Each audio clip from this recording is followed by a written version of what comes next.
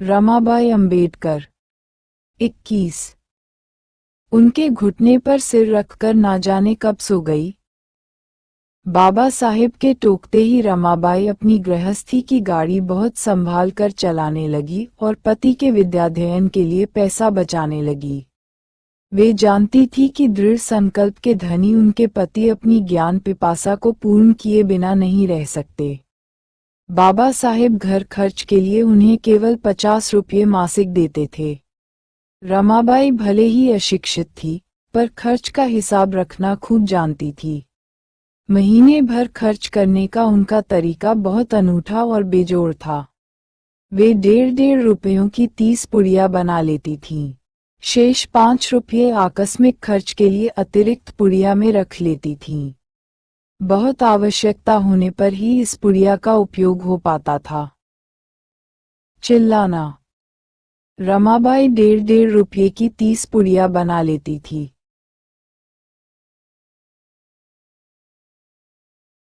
22। रमाबाई अंबेडकर। इन पुड़ियों को वे एक कपड़े में बांध कर रखती थीं।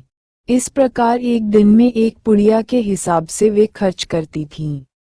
उससे अधिक खर्च न हो, इसके प्रति वे सतत सतर्क रहती थीं। बाबा साहेब के सतत अध्ययन से एक ओर तो वे कुछ चिड़ी चिड़ी सी थीं, तो दूसरी ओर वे अपने पति की शिक्षा पर गर्व भी करती थीं।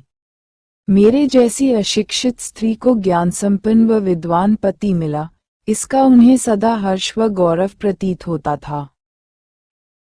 बाबा साहेब के जीवन की यह महानता ही थी कि प्रोफेसर होने के बाद भी इम्प्रूवमेंट ट्रस्ट, राजकीय विभाग का नाम, की चाल मकान के 2 कमरों में ही गुजारा करते थे। बाद में जब बाबा साहेब विदेश चले गए, तो अपने पति के अमेरिका प्रवास के समय रमाबाई दिन रात अपने पति की सुरक्षा और समृद्धि के लिए प्रार्थना करती रहती थीं। डॉक्टर अंबेडकर के अमेरिका प्रस्थान के समय रमाबाई गर्भवती थीं। उनके जो पुत्र जन्मा, वह अल्पायु में ही चल बसा। दूसरे पुत्र गंगाधर की मृत्यु भी बचपन में ही हो गई। तीसरे एक और पुत्र यशवंत का स्वास्थ्य भी ठीक नहीं रहता था। डॉक्टर अंबेडकर के एक बड़े भाई का देहांत पहले ही हो चुका था। उनका परिवार भी उनके साथ ही रहता था। इस परिवार में घटने वाली छोटी बड़ी घटनाओं की सूचना प्रायः वे डॉक्टर अंबेडकर को नहीं दिया करती थी, ताकि उनके अध्ययन में कोई बाधा न पड़े। रमाबाई अंबेडकर 23। बाबा साहेब बचपन से ही हठी स्वभाव के तो थे ही, उनके मन में कोई बात आई, तो उसे पूरी किए बिना उन्हें चैन नहीं पड़ता था। विलायत जाने के पूर्व पिता के श्राद्ध करने का उन्होंने निश्चय किया। उसके लिए उन्होंने डीसी मिशन के बोर्डिंग के 84 विद्यार्थियों को भोजन के लिए अपने घर पर आमंत्रित किया।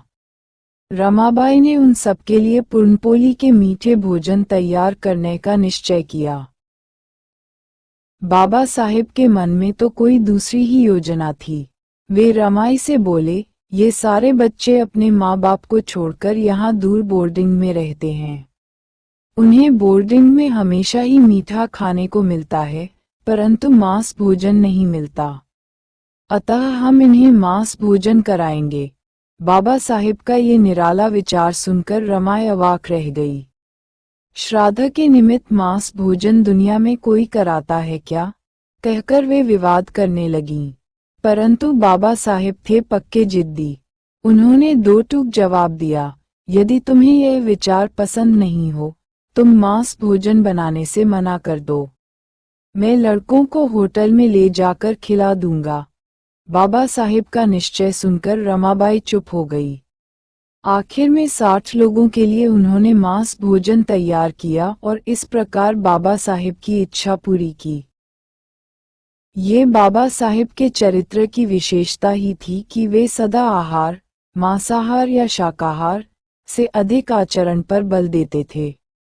उनका निश्चित मानना था कि जो व्यक्ति धर्म के नाम 24। रमाबाई अंबेडकर पर शाकाहारी है, किंतु मानव का शोषण और अन्य प्रकार के दुराचार करता है, तो ऐसे शाकाहारी होने का भी क्या लाभ। विद्याध्ययन की भूख देखिए। पैसा इकट्ठा होते ही बाबा साहेब फिर विलायत चले गए। इधर रमाबाई किफायत और सावधानी से घर चलाने लगीं। बाबा साहेब को विदेश में कोई तकलीफ न हो, इसी उद्देश्य से वह घर का सारा खर्च बहुत देखभाल करके चलाने लगीं। सुबह जल्दी उठकर वली गांव जाकर कंडे, उपले थापने जाती और वहां से रात होने पर लौटती। उसी प्रकार भोजन बनाने को सस्ते ईंधन के लिए यशवंत को साथ लेकर अंधेरा होने पर पोतबाबड़ी से लेकर बाबा साहेब के इंग्लैंड जाने पर रमाबाई उपले थाप कर गुजारा करती थी। रमाबाई अंबेडकर 25 दादर माइन तक की फेरियों लगाने लगी और ईंधन का गड्ढा रात के अंधेरे में 8-9 बजे तक सिर पर लाद कर लाती थी। इस संदर्भ में स्वयं बाबा साहेब ने अपने बहिष्कृत भारत पाक्षिक के दिनांक 3 फरवरी सन 1928 के संपादकीय में लिखा। प्रस्तुत लेखक के विदेश प्रवास के समय जिसने रात दिन घर की चिंता अकेले ही सही और आज भी सह रही है, उसके स्वदेश लौटने पर भी विपत्ति की अवस्था में गोबर का बोझा अपने सिर पर ढोने में जिसने कभी भी आगे पीछे नहीं देखा, ऐसी ममता भरी सुशील व सामान्य स्त्री के संपर्क में दिन के 24 घंटों में से आधा घंटा भी मैं उसके साथ बिता नहीं पाता हूँ। रमाबाई को सिर पर गोबर ढोते देखकर आंखें जो कुछ कहा करती थीं, उसकी याद करके बाबा साहेब कहते हैं कि समीप के गांव से सिर पर गोबर का बोझ 2 मील दूर से लाते हुए जब वह घर लौटती थी, तब हमें पड़ोसन व अन्य स्त्रियों के कटु व्यंग बाण व ताने सहने पड़ते थे। वे कहती थीं, देखो बैरिस्टर की पत्नी होते हुए भी गोबर ढोती है। यह अपने ही पति की इज्जत धूल में मिला रही है। इसे अपने पति की इज्जत आबरू की तिल भर भी परवाह नहीं है। मुझे भी यह ठीक नहीं लगता था। मैंने उसे अपने सिर पर बोझा लाने के लिए अनेक बार मना भी किया, किंतु वह मेरी बात पर ध्यान नहीं देती थी। वह कहती थी कि मुझे अपना रोज का खर्च 1.5 रुपये से अधिक नहीं बढ़ाना है, शहर की अपेक्षा।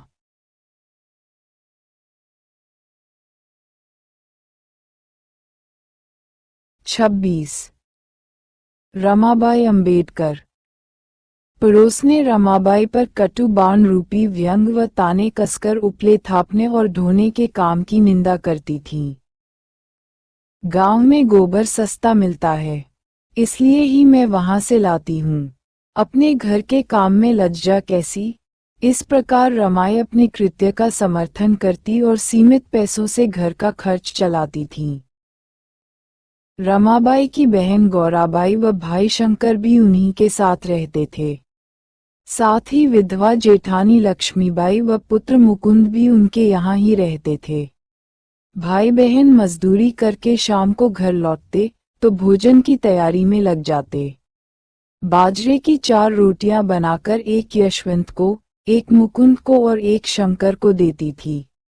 चौथी रोटी रमाबाई, गौराबाई और लक्ष्मीबाई तीनों मिलकर खाती थीं।